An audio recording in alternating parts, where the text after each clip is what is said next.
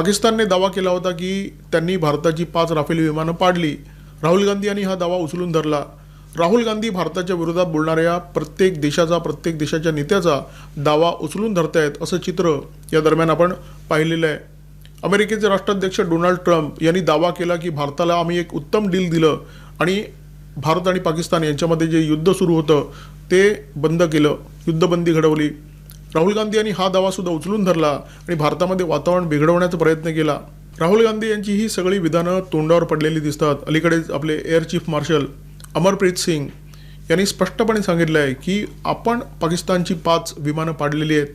Trump यांचा युद्धबंदीचा जो दावा होता, भारताला उत्तम डील देण्याचा जो दावा होता, तो सुद्धा सपशेल फसलेला आहे। कारण भारत आणि अमेरिकेमध्ये कोणतंही डील झालेलं नाही आहे। व्यापार करारावरूनच सगळा तंटा सुरू आहे आणि अमेरिकेने भारताच्या विरोधात टेरिफ युद्ध छेडलेलं आहे। अशा प्रकारचे दावे उपस्थित करून राहुल गांधी साध्य काय करतात?